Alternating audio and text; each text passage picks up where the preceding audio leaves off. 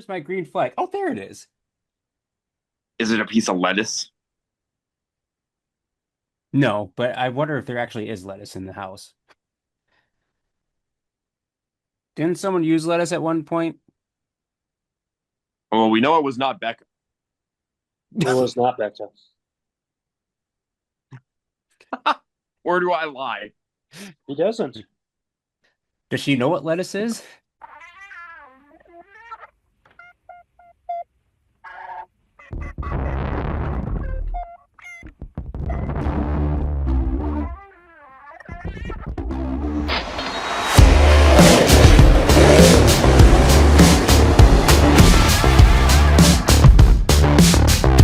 Speeding up, no slowing down.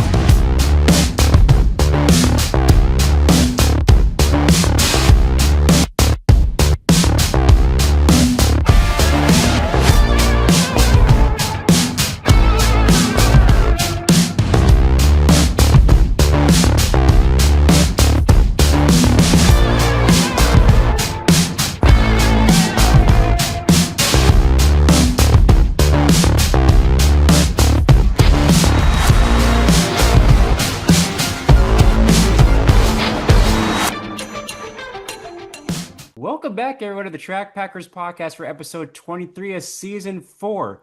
Just finishing up one of the last regular weeks of the season. A couple tracks finishing up points, but we are on to special and invitational season. We are going to recap and look forward with myself, Mason, Mr. John Breckle, Miss Becca Pelkey returning, and our Collinsworth, Mr. Jessup Pelkey will be joining us for this episode. John, how are you doing this week? I am doing great. So I got back from Portland last week. Remember, I was podcasting from Parts Unknown last week, Monday. So I got back safely. That was good. I survived the night on Friday and Saturday. I do realize I must be fighting something off a little bit because I don't really have a full voice today. It's pretty raspy. So apparently I made it through the weekends without losing my voice. And now I get to be a fan for several weeks. I'm kind of excited about that. Uh-oh. John being fanning in the stands. Oh boy, this might be a show to watch. I mean, need to have another camera on hand. Yes, Jessup, how does it go when I usually turn into a fan? I am a sleeping child. Control yourself. The sad part is he's not wrong. Jessup's not wrong on I this. I mean Jessup is right on this. I get to be a very big race fan when I get to just be a fan. I believe I was very accurate with that. And the Oscar goes to Jesus Clip for John Breckle He is right on impersonation. it. He's pretty good on the impersonation part. There's also some foot stomps in there too. Oh yes, Mason loves the foot stomps. Oh Oh yeah. yes, especially when And I'm standing then right next to him. how can you forget about John's taco in a bag with well actually it's John's onion in a bag with some Beefy taco nachos. on it. The beefy nachos, Jessup. Remember the beefy nachos? Well, But in they were two named weeks, everything elsewhere. this is true. But in 2 weeks, we're going up to the River City Racin. Speedway for one of my favorite specials of the year, the Sites Memorial. And they probably have Mason the best taco in the bag in the state. I'm going to They give it have to them because taco in they a bucket.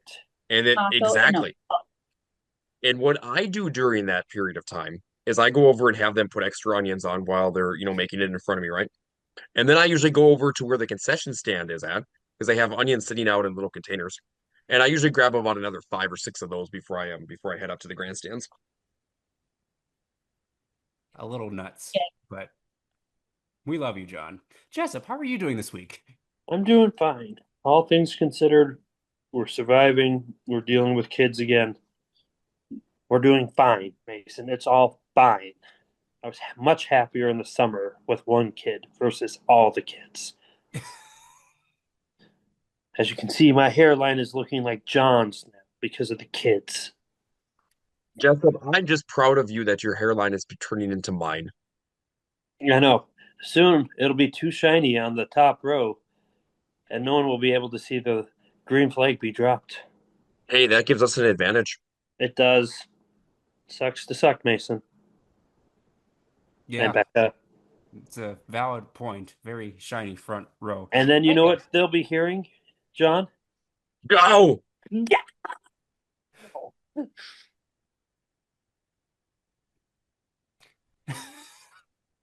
Becca, how are you doing? I can't believe that the regular season has pretty much come to an end. But at the same time, I'm kind of glad because I had to coordinate a lot of babysitters and it made for very stressful Friday nights to get to the track much later than I would prefer and to leave immediately after the races. So as sad as I am to see the regular season come to a close, I'm also sort of relieved. And so now I can also just sort of be a fan. I don't know if I'll make it to any races in the invitational season, but if I don't make it in person, I'll probably watch online. And yeah, it'll be fun to be a gonna do fan. that. What? You're going to a race in the invitational season on Thursday, I was gonna say Thursday you're going to a race. and maybe even So, Friday, because we got to hear our and favorite announcer outside of John. Thank you. that's right. We are going to the Silver 1000 on Thursday, and Grandma's watching Riley. So I get to be a fan and have adult beverages and get to go to the races early and maybe potentially stay sort of late. There Yeah. we go. Are It's a you good gonna know thing. what to do with yourself? You're gonna be spending way too much time at the racetrack. But I have been told that it's going to be very cool in Minnesota, so I need to pack for warmth. So I'll have to pack a couple of beanies, some hoodies, my heated vest, probably jeans because it'll be that cold. Who knows? But anyways, I'll have to figure that out. But I'm excited! Yay! Anyways, yeah, I guess I will see a race in person after all. True. Jeans. Wow, we're really getting into the Jeans. invitational season if we have to start putting jeans on going to the race. Well, Mason, you should talk. That's not. Mason, I'm just gonna you've do been in this here. pants the last couple of times. I'm just gonna throw caution on this too. Mason, I agree, you Justin. you should know this here. Anything by Lake Superior, you can wear jeans in July, and This it'll is true. still be in True. the mid 50s. I did wear jeans in Superior. So you two are getting pre-race cautions. And International Falls is in our frost warning, or either today or it will be tonight is in our frost warning. It's going to be like 33 degrees overnight. So I think some places I'm in not- North Dakota last night got to that temperature. Hmm. yeah, so it will be cool in Minnesota when we go, and it's going to be gorgeous here, and I'm so jealous. But that's my kind of weather. But it'll be nice to go back to Minnesota and see family and see some friends, and I guess I'll just bundle. That'll be fun that you guys get to go travel and see some racing and spend some time away from home for a little bit. I love that I get a caution thrown on me for being sarcastic. That's just funny to me.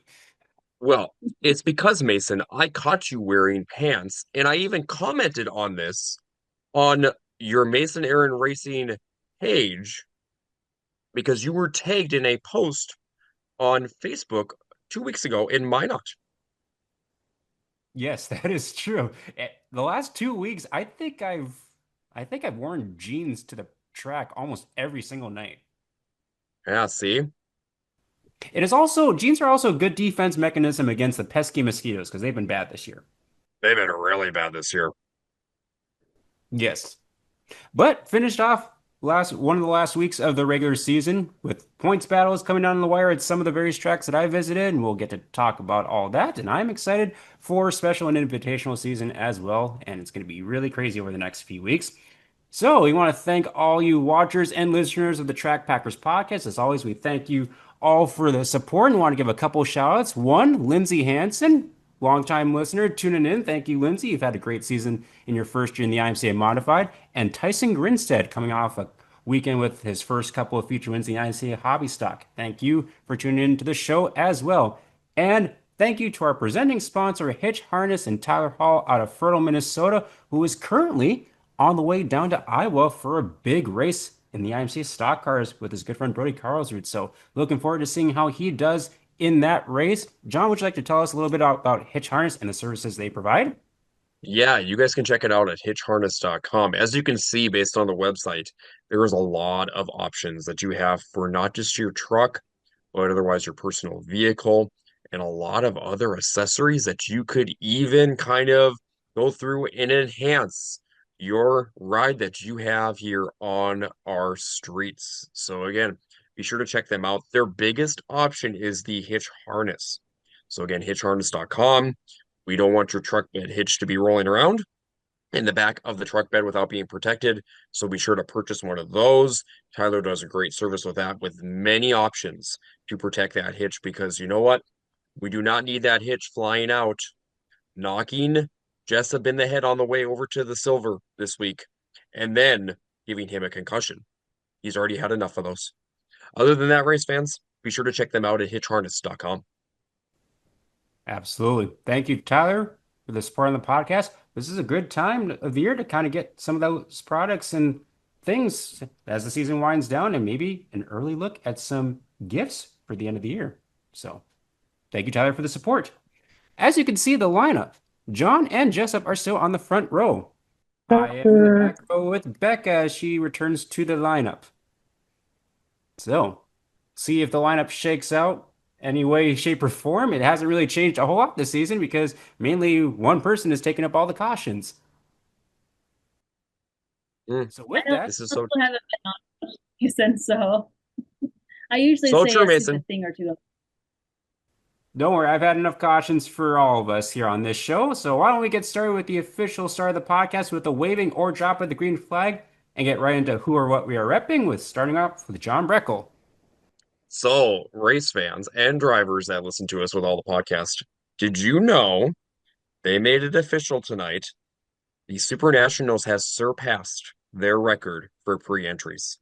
1 They billion? are almost up to 1,070 cars pre-registered. I believe the last count that I saw official on Facebook was 1,067. That has passed their record.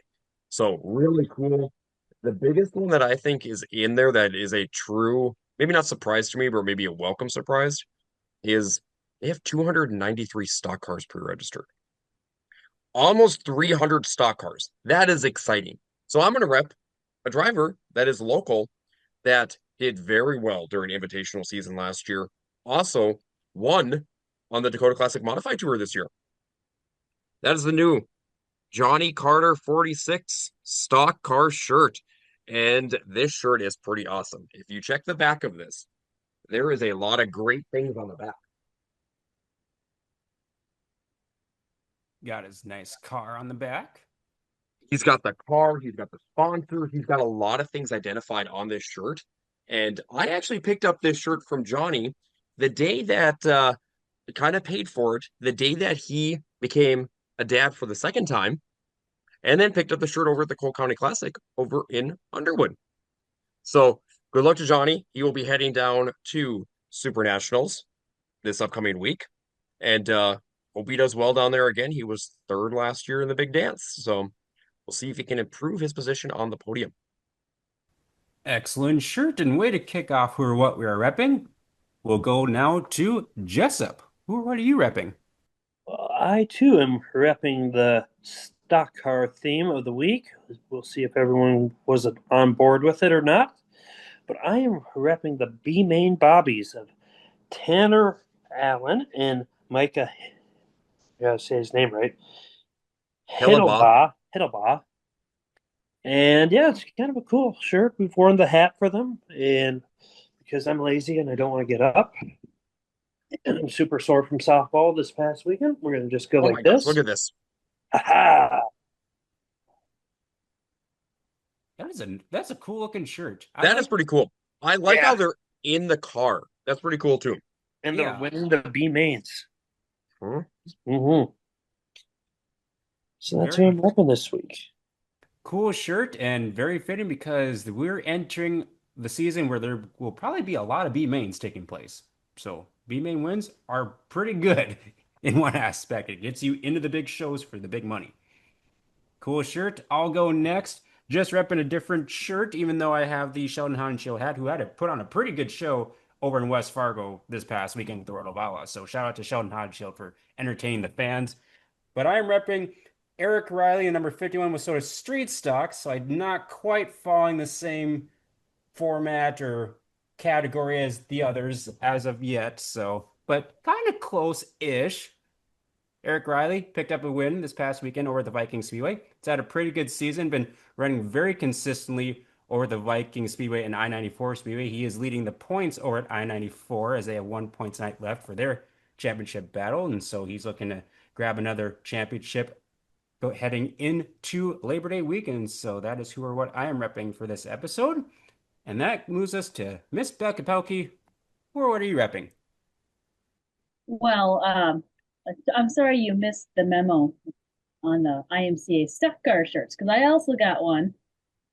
Happy little accidents. I just threw this on before we podcasted, and apparently it's right on theme because Super Nationals is coming up. But this driver came up on his very first Dakota Classic Modified Tour, had an up and down tour. But Tanner Allen is who I'm repping here, and you'll probably see him at Super Nationals starting next weekend or this following next week, I should say. But yeah, and I'm repping Tanner Allen. Didn't realize Tanner was also on Jeff for the name Bobby, but nice little shirt that I picked up on the Dakota Classic Modified Tour. Hope to see Tanner Allen back on tour next summer, but you can see him racing down at Super Nationals starting on Monday.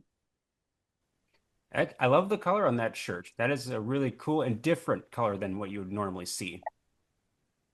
Now, to the casual fan, the car class I'm repping is similar looking to IMCA stock cars. So, some ways I sort of fit it in, but not I mean, quite. you're still in a stock class, so at least you're kind of with that. Yes. I did not get the memo though. That was not revealed to me before the show. Otherwise, I would have tried to fit the category. But anyways, that is who or what we are repping for episode 23 of season 4. And we'll move right into the Hot Sauce Hot Memory Rewind to give a shout out to Isaac Hot Sauce Sondrol, the 12S IMCA Modified and 104 IMCA Stock Car. Did race this past weekend over at the Nodak Speedway in the Stock Car division with a top 10 finish. So I don't know if he plans to do double duty at Motor Magic. I know he's going to be in the modified for at least 2 out of the 3 nights, depends on what farming does for him. So Mhm. if you follow his Facebook page, 12S Racing, you can find out what all he's racing and where at. And if you see him at the racetrack, be sure to stop on down in the pits. They always have some great goodies and treats to try out. So thank you, Isaac, for your support on the podcast as well. So I believe John and I are kind of handling this. Do you have your hot sauce selections ready? I do. What about you? Do you have yours too? I do have mine ready. So let me do, I have 2 Okay, of you them. do yours first. Okay, let me see if I got this all set up correctly, and I'll share my screen. I need to give you permission as well. Can you see my screen? It'll take a second. Yes. Who is this driver? Is that Tony Brockhouse? It is not Tony Brockhouse. I kind of played a trick on you. It is a Oh, Tony I was Brockhouse gonna. car, but this driver now currently races an IMCA modified. It's Jesse Skalicki. That is correct. Race Legends for a brief stint before going into the IMCA Sport mod and now the IMCA Modified, which he is currently in. The other Did photo not. I have for this week, name the 3 drivers in this photo. Trent Greger in the 71. The 271 is Kelly Hoggle. The 5J is Royce Jalowski. The 18 back there is Wayne Smith. Are you sure on the 71? Yes. Who do you think the 71 is, Mason? So I grabbed this from Nate Ranke's page. That's not Nate. That is Trent Greger's 71 car. Okay. I was like, I saw he mentioned that it's like, you've got a photo of my Dude, briefs in the street stock. And I'm like, I don't think he raced a street stock, but I'm going to put it up just in case. he might have subbed in that car, but Trent Greger ran that car. Okay. I figured you would be the ultimate, like, deciding factor on this because I'm like, I'm not 100% sure. So I'm putting it up to see what John says. And honestly, Nate might have been in the streets for a very brief stint, but yeah, but no, if you look up races from that would have been probably back in 2008, I believe this year was. Trent Greger was in that 71 for quite some time. Okay.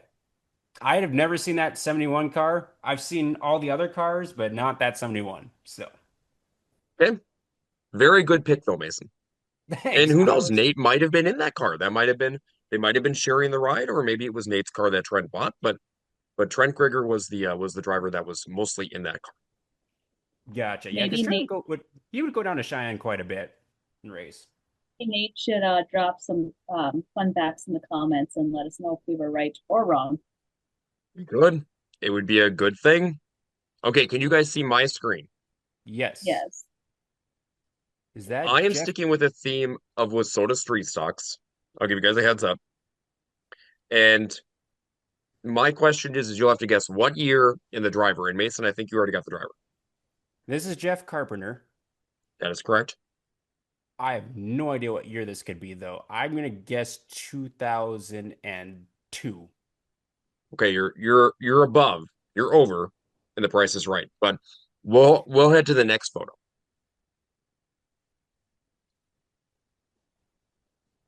Oh, I forget. You have to your computer doesn't like it when you try to go to the next It doesn't photo. like me it doesn't like when I do it a different way. So I have to share, I have to unshare and go back. Oh, I've seen this car before. Who is this driver? Oh boy. Scott Lawrence. Yes, it is Jessup. I kind of figured he would probably know this one. Oh, Village Lanes, yeah. Yep. And Jessup, do you know what year this was? It's got to be 90 something. 97? Getting closer. 96? You're getting a little bit farther. 99? You are correct. And I believe, wasn't it Scott Lawrence that won the national championship in I 99? believe so, but that's over 26 years ago. I know. We were just babies. That's a nice looking Actually, I should street put that. stock I from should 99. rewind that. I was more of a baby. Jessup, you were getting it to being a teenager. Uh, I was about 10, but yes. Okay, and my last one. Remember, I'm sticking with the street style thing here.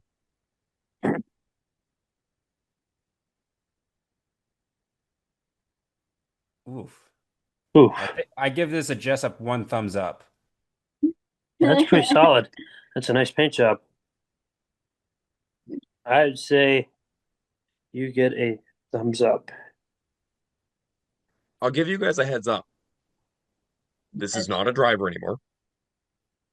Oh, that's a car, so it can't be a driver. This is true. But this driver does not drive race cars anymore, but still spends countless hours going around a racetrack. Okay. Jerry Lamb was my first guess, but I don't think he didn't race to Must do track, 19. must do track prep somewhere. All right, I got a baby. We have an angry baby. Okay, so it's is that Edgeley, North Dakota as one of the sponsors? So is this a Jamestown person? Oh goodness. I need another hint. We just talked to him on Saturday. Is it that gentleman that would interact with us in the stands?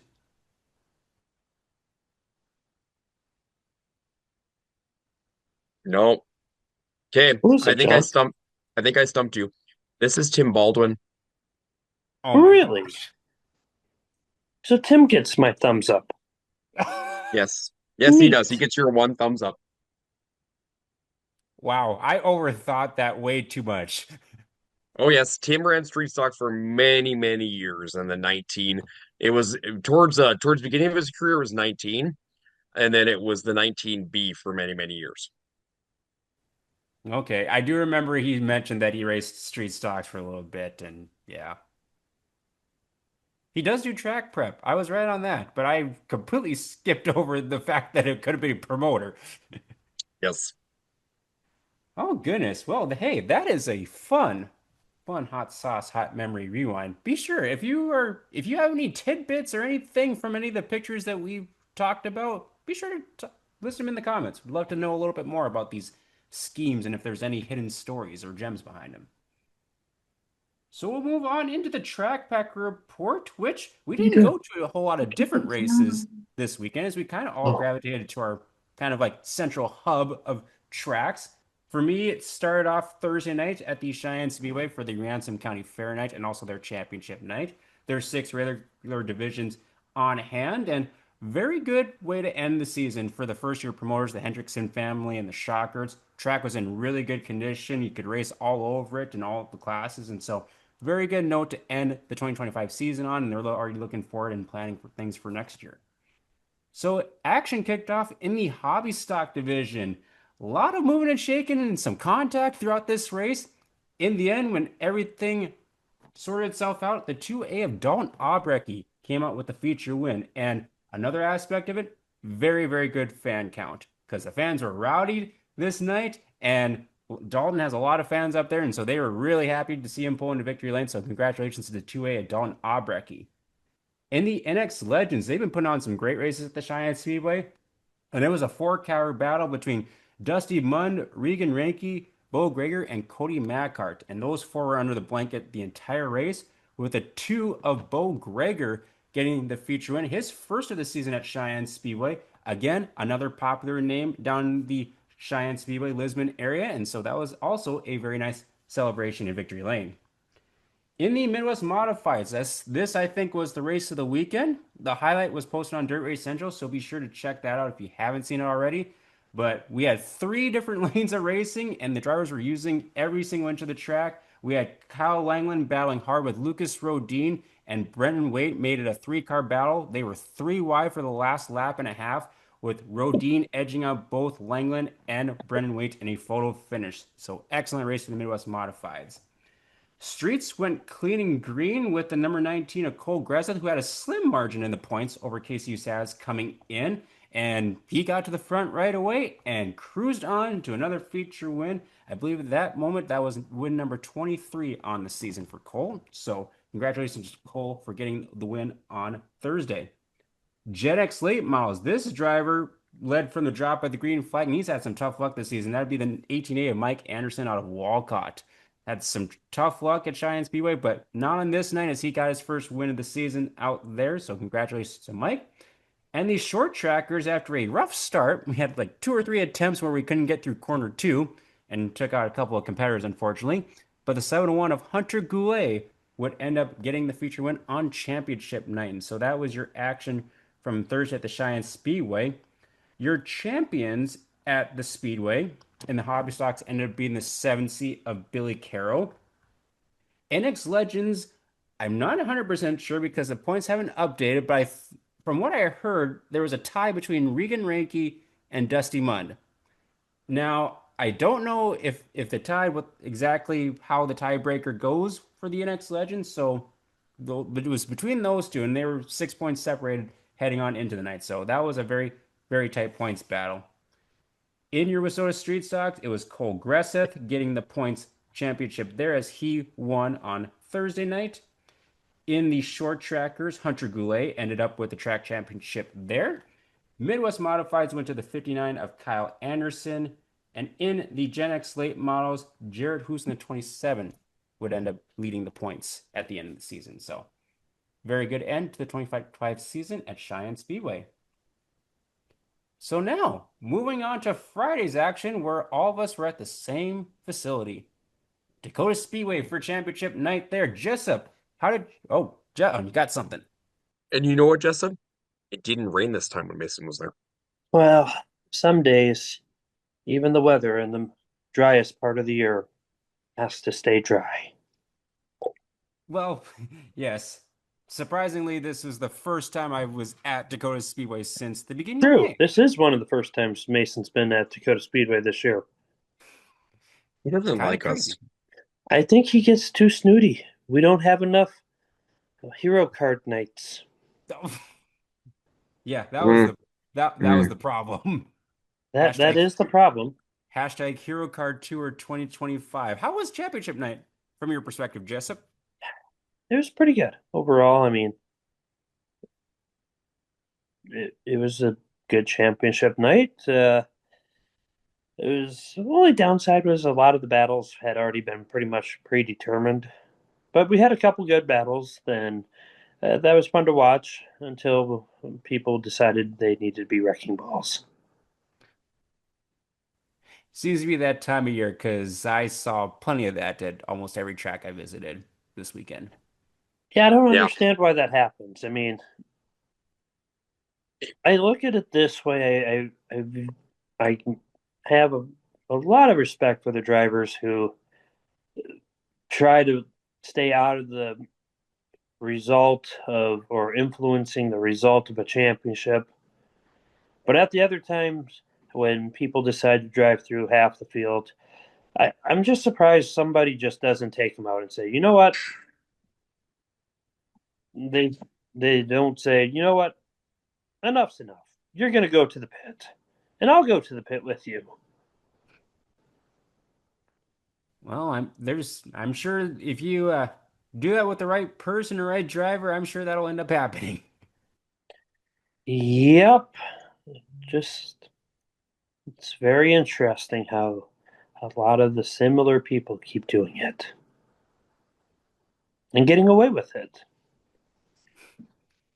Yes, definitely some action on Friday night. What about from your perspective, John? It was a fun night overall. Yep. To be honest, core counts were good. Racing action was pretty good. I did like Jessup said, I kind of hated to see some of the drivers get tore up because I know there was some tore up equipment on Friday night that didn't need to really be tore up based on, just accidents that were happening and some other stuff. So, but besides that, from my perspective, it was a pretty good night to end the point season before Oktoberfest at the end of September. Absolutely. It was nice to get over to Mandan. To be honest, I was just looking forward to getting over there because I'm like, I hadn't been over there. It was my first night on my own camera because the other night I was over there, I was announcing. He was me the other night Mhm. until I showed up and finally provided some, liveliness to the broadcast. Yes, we were definitely lacking up until that point. I'm just giving you crap, Mason, because you were doing a great job I know. before that. But I had so many people that reached out to me that were texting me. They're like, "Hey, we're watching the broadcast. Are you sick?" I'm like, "No, I'm traveling back from nationals. I'll be up there in a few minutes." It's like, yes, we need to get this other goon out of the tower. I got some really good drone footage, even amongst like the 40-mile-an-hour winds, because it was windy Mm, on Friday night. So that Mhm. kind of created a little bit of a kerfuffle for me on that aspect. But I mean, Mason, from the tower, my hair just felt it. oh, I saw it. I mean, it was a mess when I went into the tower. And I mean, just the amount of like papers that were blowing around and I mean, pants that we had to wear, the sweatshirts and everything. It was pretty chilly up in the tower.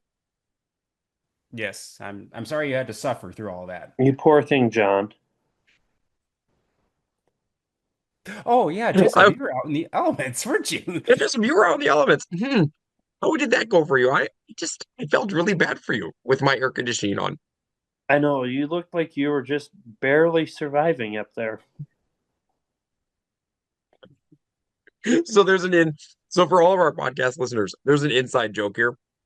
I swear, Friday nights sometimes are either the hottest nights out there for the year when Yep. we go racing, which Jeff stands up there and has to bake in it, or they're really chilly nights out And there too with the windy. wind on the top of the grandstands because it just blows right across. And Just out there. no matter what, I mean, our atmosphere that we have in the tower is wonderful each and every week. And Jessup gets to brave the elements out there each and every week. Yeah, the dumb part about it is if you go down like 10 rows, oh, it's gorgeous. And, You get up yep, to where I have to film, it's like either the face of the sun or Antarctica. like a hurricane gale force wind, and I'm trying to hold the camera straight. And I'm thankful that nobody ever writes in and says your camera works choppy and needs improvement because I'd probably respond with like, you can come do it yourself. You Or I you would should be say like, something you like can come hold blow, it in the wind. or I would say something like blow it out your ass. At that point, I'd just be like, "You come and do it. You Yep, do." that's Mhm. about it. It's just like, mm-hmm. Alrighty, so getting to the results of the feature race action, which started with your slingshots. Taken to the track first, and it was the 29 C at Caden Davenport holding off the field, including Landon Hallgren. Those two have been battling all across the state, so no surprise to see those two up at the front. And Libby Martin, the 44 machine, with the third place finish. So nice little podium there to finish out the point season for the slingshots. And I believe, did Caden Davenport take the championship in the slingshot division? Yes. Yes. All right, so Caden Davenport ending the point season on a good note. Hobby stocks. Now, I was scrambling to put on GoPro, so I missed the first couple of laps, and kind of was a bummer for me because it was a clean and green race. So I caught the last 12 laps. And the car out in front was Carly Horner. And she held a pretty wheel in front of her dad, Kelly Horner. Was I noticed that the gap was kind of shrinking as the laps were winding down, but I think it was going to take a lot for her to get past. And so she ended up with the feature win. Kelly Horner in second, and Jeremy Hare in the E85X tonight, or that night, started 10th, moved up to third. So good job by the hobby stocks going clean and green. Nice to see. Mhm. In your NX Legends, now was this also a clean and green race, if I remember correctly? Mhm. And this was a fun race. I mean, you got Dacotah Speedway home to a lot of heavy hitters. The Madlers, the Martins, Ty Olson, Austin Weist, and Donovan Weist, just to name a few. And all of them mad scramble to the front. And the groove, I believe, was way up high. And so they were like railing the high side and railing the high side. And as the race kind of played out, the middle started working for a couple of drivers. One of them, the 77 of Preston Martin, who you normally see up high. But since he was back at this line of 4 or 5 cars, he had to kind of make some different moves to see if he could get to the front. And slowly but surely, he'd pass one car, and then another, and then another. And then he made the race-winning pass with just a couple laps to go over the Madlers, and he'd go on to get the feature win from 11th starting spot. Second place, Gage Madler started 10th. Third place, Noah Madler started 12th. So definitely some moving and shaking in the front of the field in your NX Legends. And your champion was Noah Madler in the 800 machine. So congratulations to Noah Madler on the championship there. Now, stock cars, this was your points battle of the night going in as 1 point separated the 54 of Jeff Hellman and the 21 of Matt Dosh. So this was always a fun race to watch within the race, especially because they both kind of got involved in multiple incidents throughout the feature race. So they did not have like the most, they had the, how do I want to put this? They had a lot of stress going on in the race and multiple They, points. yeah, it definitely wasn't a cakewalk for either one. There No, was a lot of adversity in that race. definitely. So Marlon Sadler got out to the lead right away, and then you had Jeff Hellman kind of getting to the front and battling. Those two exchanged lead for quite a few laps and battled hard side by side. And then eventually Matt Dosh was kind of sneaking into the fold as Marlon, who was really racing hard, he got around Jeff Hellman, started to kind of pull away a little bit. And then Matt Dosh, once he got clear of traffic, was starting to reel in the 54 of Jeff Hellman, and those two would battle. Now the thing with the points battle is if with IMSA points, one position separates each car. So if they were to tie, then it would go to the most wins. And leading up into this race, Jeff Hellman had more wins than Matt Dosh. So 4-2. Thank you. So Matt would make the pass on Jeff with just a couple laps to go, or actually on the last lap, I believe he completed the pass for second, while Marlon went on to get the feature win. And so those two drivers tied, with the tiebreaker going to Jeff Hellman. So congratulations to Jeff Hellman on getting the stock car championship. And then in your modifies, the points battle was pretty much a wrap, as Jeremy Keller just needed to start the feature. Also, I forgot, in the hobby stocks, Josh Rourke in the 4D capped off a good season with his championship in the hobby stock division.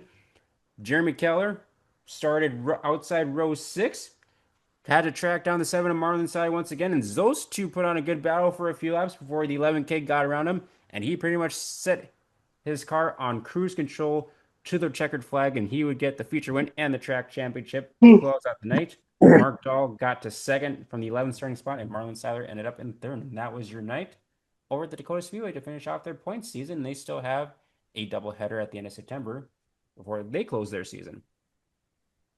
So then on to the Jamestown Speedway for their championship night. John, how did championship night go over in Jamestown? There was a lot of cars, so that was good. A lot of on-track action, some pretty good feature events, and and some carnage along the way too. Yeah, very good assessment of the night. There were a few races that went pretty clean and green, and others not so much.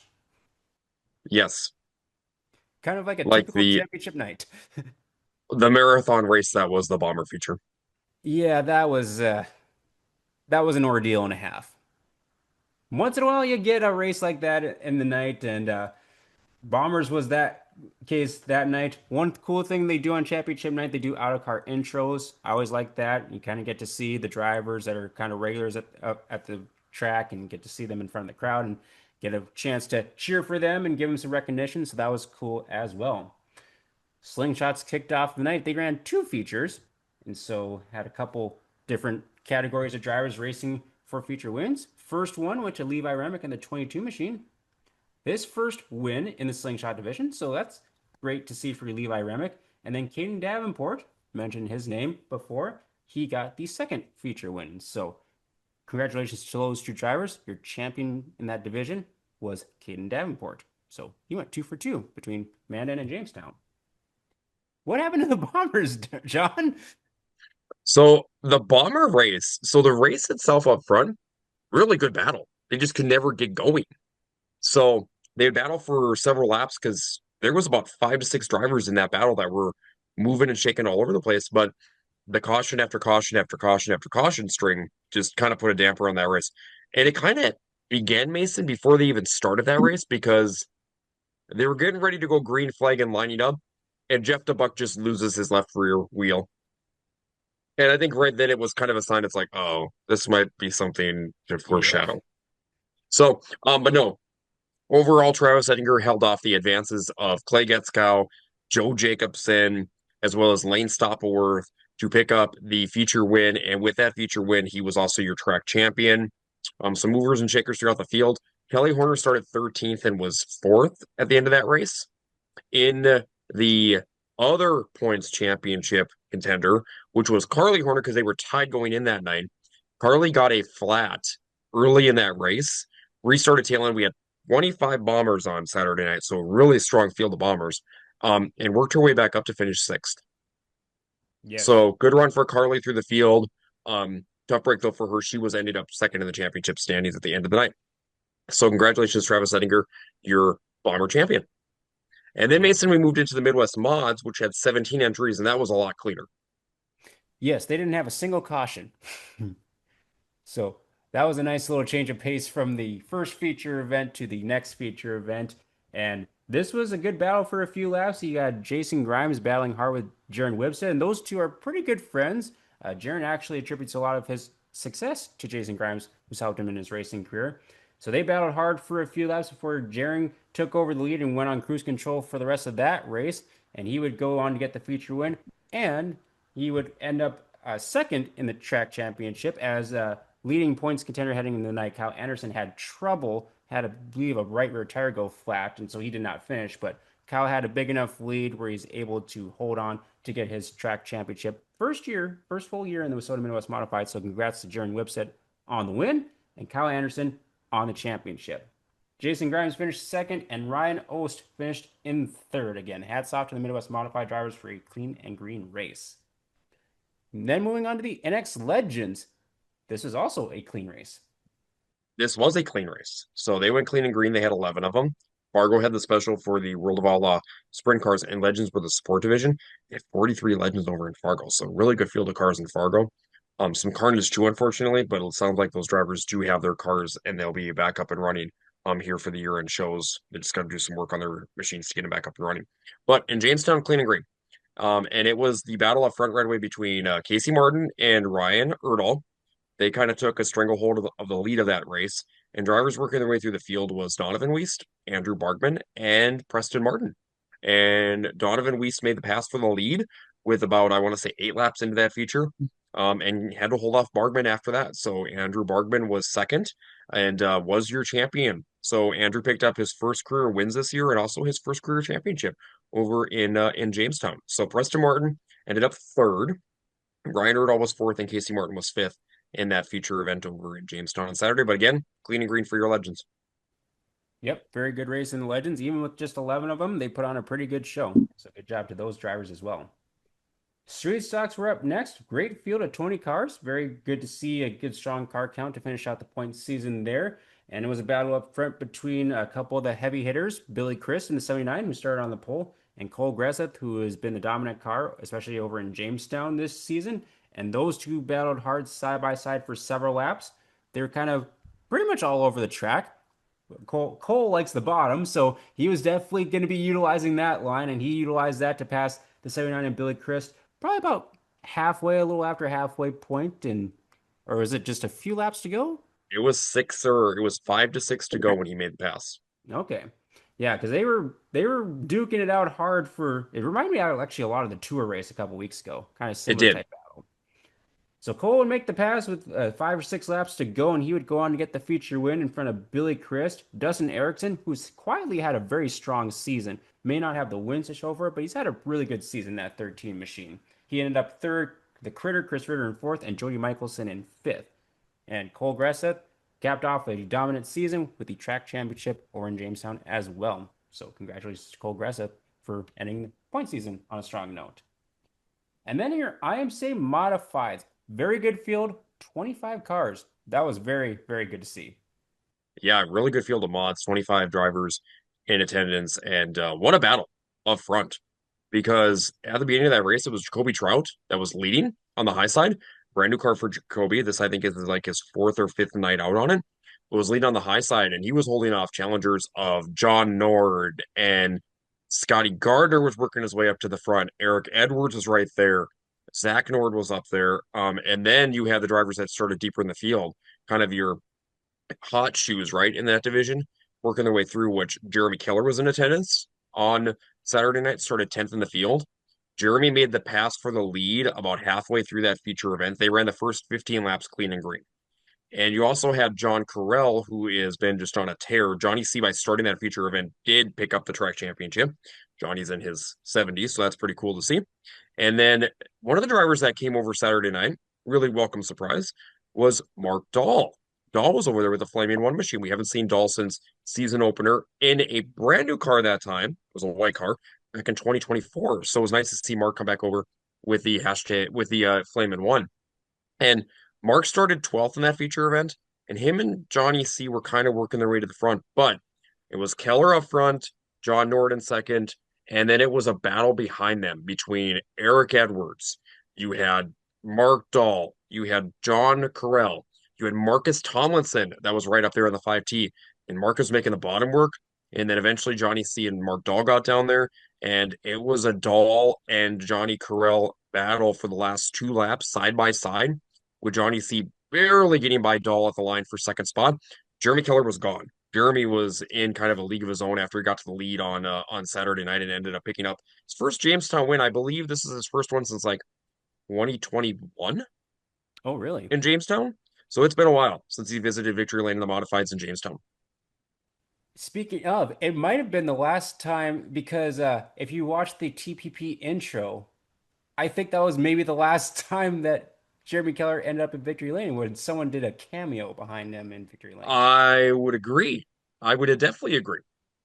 So yeah, so Jeremy was your future winner. Johnny C was your runner up. Mark Dahl in third. So great job to those drivers. They were your hard chargers throughout the field as well, as each one of those drivers moved up 9 spots.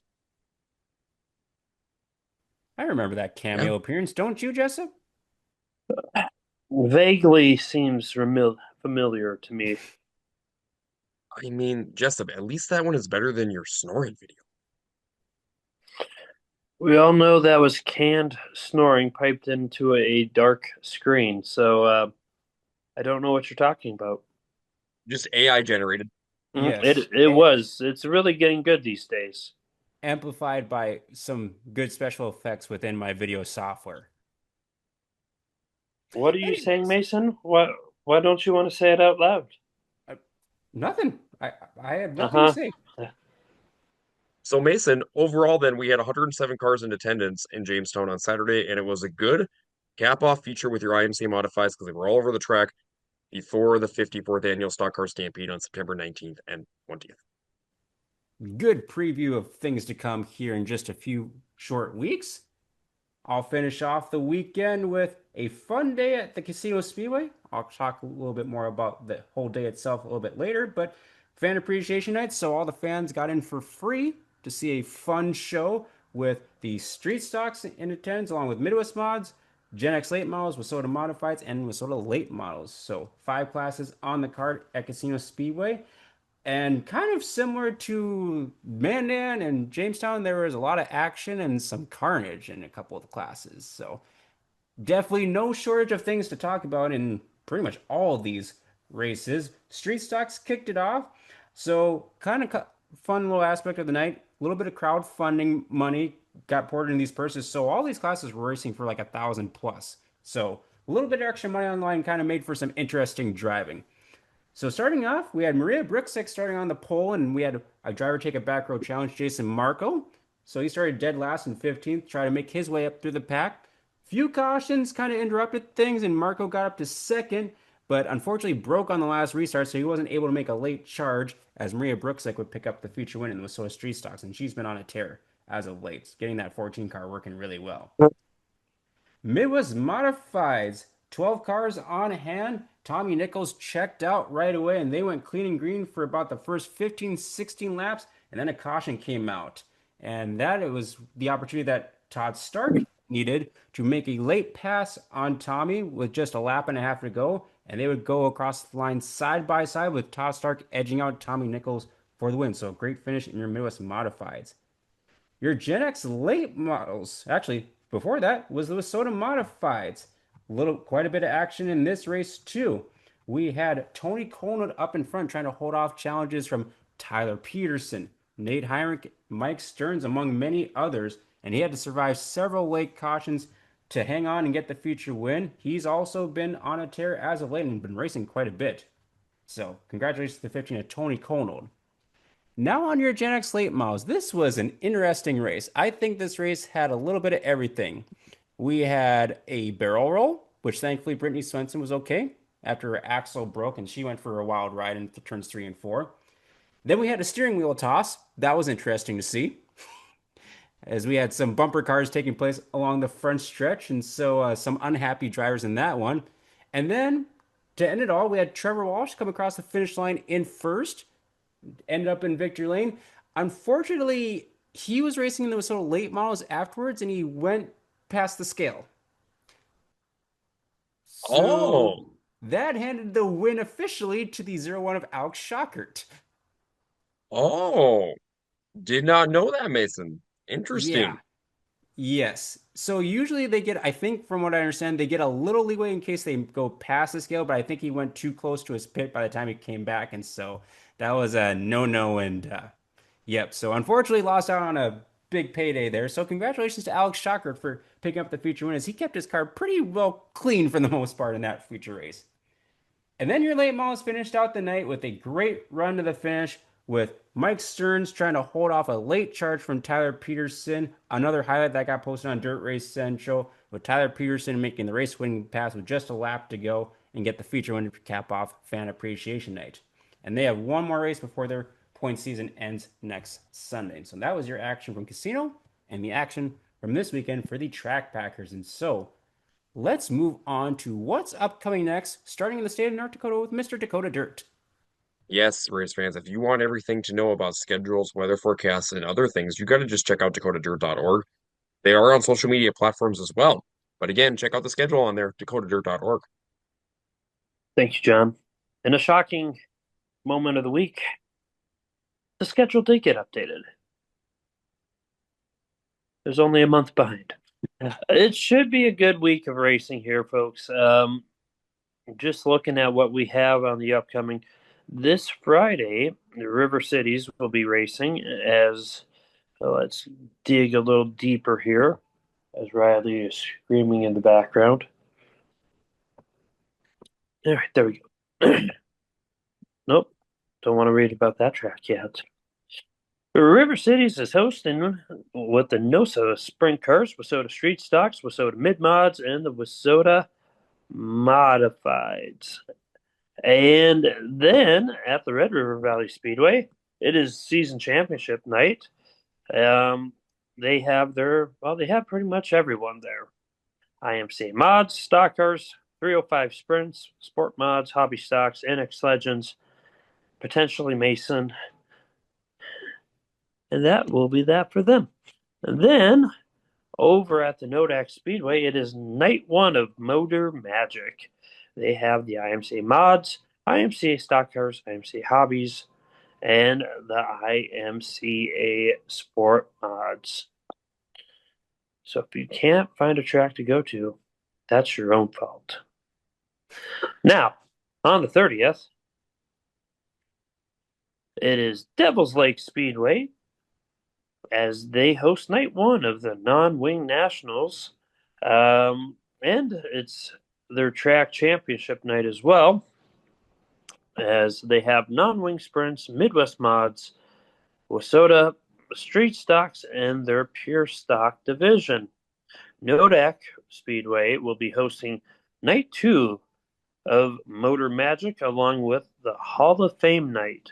They will have everyone that we previously mentioned, including IMCA Sport Compacts and Slingshots. On to Sunday, the same two tracks will be going at it, as Motor Magic will be well into night number 3 with all their divisions, along with Devil's Lake Speedway racing night 2 of the non-wing nationals and points championship. So should be a good weekend of racing. Yes, and nice and simple schedule. Couple options in the state of North Dakota, especially after Friday. Kind of have a couple things to choose from. So not an overwhelming schedule like previous weekends. Yep. You're not Th wrong. Thank you, Jessup. Outside the state of North Dakota, it gets busy. Very busy. As the official start of invitational season kicks off. So the Challenge Series and the Silver 1000 kicks off at Proctor Speedway on Thursday the 28th. I believe we may have a couple of people attending this. Well, Mason, you're missing one race before that. You're missing I am. Wednesday. Yes, I am. The Twin 25s. At Dacotah Speedway. Jessup, Yeah. I will help you with that. I do agree. Now, Mason did not state that correctly. we're nice to Jessup when he misses races on the North Dakota side. That never happens. Sure. Never. Sure. Thank you, John. We'll use that word very loosely. Thank you, Sure. John. Never. I'll remember this. I'll remember this. I'm nice. I'm nice. I'm a nice guy. Are you? Wednesday. Are we sure Wednesday. about this? Are you sure about that? I am very sure about that. I don't know. I mean, if I foot stomp too much, he whacks me. That's true, John. I don't know. He hits people now. Anyways, So Wednesday. moving along. What was that? Way to Becca? jump in, Becca.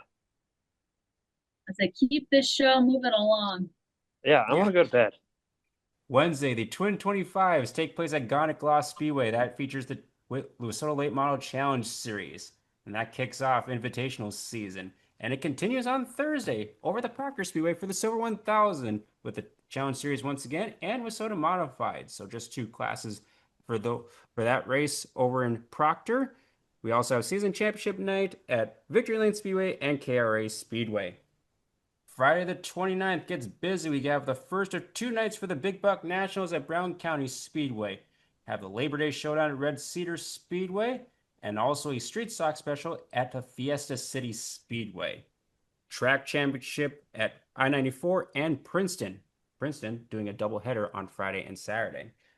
30th, Brown County Speedway. Big Buck Nationals once again.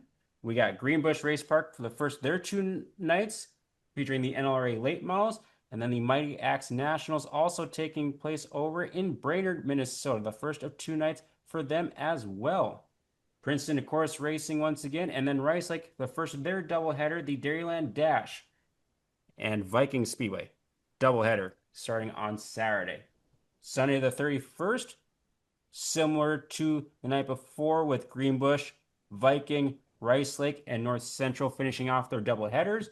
Casino Speedway doing their championship night, and then also Buffalo River Speedway also doing their championship night. Kind of shout out to the Iron Range. I believe Friday they're over at the Grand Rapids Speedway for the Wissota Classic, and then Hibbing Speedway has a doubleheader Saturday and Sunday. And the lone race within our What is it area, called? Labor Day Shootout. There you go. Thank you. I'm like blanking. And then Madison Speedway finishes off Labor Day weekend with their season championship. So, like Jessup said earlier, if you don't get to a race this weekend, it's your own fault. Mm-hmm. With that, we'll display the white flag and give a shout out to our good friend Brody Carlsrud, the IMCA stock car, who finished 6th this last weekend over at the Norman County Raceway and is, as we speak, on his way down to Iowa to race for $100,000. So best of luck, Brody, on that race down in Iowa. Be sure to follow his racing page, Brody Carlsrud, B1 Racing on Facebook, and his podcast, The Real Deal with B1. Thank you, Brody, for your support on the podcast all season long as well. John, you get to start off wins of the week. Ooh, this is exciting. Okay, so my first win of the week, I have to give it over to Johnny Carell because Johnny C picked up a Rage chassis this year, has been multiple time podium finishes in not only Jamestown, but also at the Dacotah Speedway in Mandan. Has looked really good this year and picked up the track championship in his 70s over in Jamestown. So that's pretty cool. That one of the legends of the sport is still picking up track championships, and doing it in pretty dominating fashion for this season. So congratulations to Johnny C. My next win of the week, I am going to give it over to the Stock Car Points Championship battle over in Mandan. So you had two drivers that were going at it for their first Stock Car Points Championship between Jeff Hellman and Matt Dosh. They ended it in a tie with Jeff Hellman getting the championship. So congratulations to both those drivers, and congratulations to Jeff on the championship. And then I have to give my third win of the week over to TPO. Tyler Peterson is currently leading Wissota Late Model National Points. He changed his paint scheme back to kind of his traditional blue. By the way, I really like the blue paint scheme. I like the other paint scheme too, but it looks like more of Tyler Peterson in blue. And Tyler picked up a couple wins this weekend to even get a little bit maybe farther ahead in that national points chase. So congratulations to Tyler on a very strong weekend. Very good set of wins. Jessup, who are your wins of the week? Well, I think I'm going to have to go with. Well, I can start with Harley Horner with her win at Dacotah Speedway. That was a very popular win over there. I believe it's her second win of the year over there as well. So that's going to be my number one. My number two is going to be River Cities with their show for the World of Outlaws, as they had a very, very good field of cars for the World of Outlaw 410 sprint cars. So that as a whole gets my number two. And packed grandstands. Grandstands were packed. Extremely packed grandstands. And then I think number three is going to be. I'll just say the Legends class as a whole, because car counts for them were extraordinary, I would say, for Friday, Saturday. And yeah, they broke 40 out of both of those races, so that's really good. And yeah, they were, as John is trying to imply here, they were quite large. Indeed. As some would say, the class has become quite large. Yes, indeed. That class has become quite large. Becca, who are your wins of the week? So my first one of the week goes to Jeremy Keller. He had one incredible season over at the Dacotah Speedway. It was fast wherever he went throughout the season, but picked up 6 wins from the start of the season to the very end. His worst finish at the Dakota Speedway was a fourth place finish, and his average finish was 1.75. So just incredibly consistent, running up front and battling for wins. Um, this is also a driver who probably should have had more championships in the last 5 or 6 years. Just something has always just gone wrong, whether it's maybe a bad call here or there or mechanical failure. Or last year he was the points that are going into championship night that had to miss because his brother got married. So this is a driver who should have far more championships than what he does at Dakota Speedway. But congratulations to Jeremy Keller for picking up his 6th feature victory and his 3rd track championship weekend. My next set of wins go to Layla and Amelia Eisenshank for making the World of Outlaws sprint car feature this past weekend. A pretty incredible feat, and got to race with their uncle in the feature event. So congratulations to the girls. And then my third and final win of the week goes to Jake Nelson. They had a great cause up at the Williston Basin Speedway this past weekend, and they made a his sponsor made a fantastic promo video to get the fans out to the track. And I included Jake on a little, what do you call those things? Power wheels. And it was just really comical. It was really funny. And he ended up picking up the IMCA Stock Car feature victory up on that particular night. So a great way to get, it was a great video. It got fans out to the stands, and he won that night. So just great. If you haven't seen the video, be sure to check it out. It's on his personal page as well as the sponsored track page, or sponsor page, I should say. But definitely a funny video. It was one of the best things that I saw over the weekend, and just a great way to cap it off because he got his fans, his sponsors, to come to the track, and he won too. Yes, that was a great video. Definitely check it out if you haven't seen it. If you're friends with Jake, definitely check it out. So my first win of the week is going to go to Kyle Dykhoff. He won 2 features on the same night at the I-94 Speedway. As the first feature race of the night, he started 25th, and he moved through the field for up to the lead with like 6, 7 laps to go. So he got to the front with time to spare. So he put on a clinic there for that first feature event, and then he won the King of Dirt makeup race with a great battle with the 51 of Eric Riley. So congratulations to Kyle Dykhoff, and also shout out to Justin Vogel. Started dead last in that first feature, 26 to 3rd, plus 23. So that was fun to watch those two move up through the field. My second win of the week is going to go to Maria Brooksick. She nearly had a clean sweep on the weekend, was this short of the win at Brown County on Friday, but won on Saturday over at Madison and won on Sunday at Casino. And since she blew a motor a couple weeks ago, she's had 4 firsts and 2 seconds, so she has been on a tear as of late. And then my third and final win of the week goes to the Casino Speedway. So part of their fan appreciation day yesterday on Sunday, they had a hauler parade starting out at the truck stop going all the way out to the racetrack. So that was really cool to witness and be a part of. And then they had pit tours before the races started, inflatables for the kids, and free grandstand admission. So all in all, very, very good night. I hope they continue that night for the future years because I think that's just going to get bigger and better. And it was a packed house. So good job to everyone at the Casino Speedway, specifically Vicky Good and Josh Finstead for pulling off all those things for that day. So those are our wins of the week. Any closing thoughts as we wrap up this episode? John, you are muted. I know. I sneezed. Everybody have a good Labor Day weekend.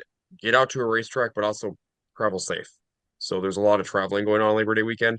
Just get to your destination safely and home safely. Yep, and one tidbit from me. If you want to join our fantasy football pick'em league, we posted the link on our Facebook page. Just send us a message if you want all the details, if you want in on some game picks for this 2025 football season. Anything from you, Jessup? No, I have a crying baby. I'm ready to go to bed. Alrighty. Well, that'll do it for episode 23 of season 4 for the Track Packers podcast. As always, be sure to like, share, and comment and let us know where you'll be racing at or attending races this upcoming weekend. Thank you to our sponsors Hitch Harness, The Real Deal with B1 Brody Carlsrud, and Isaac Hot Sauce Sondrol. A lot of racing is taking place with the start of special and invitational season, so we hope to see you all out there packing the track.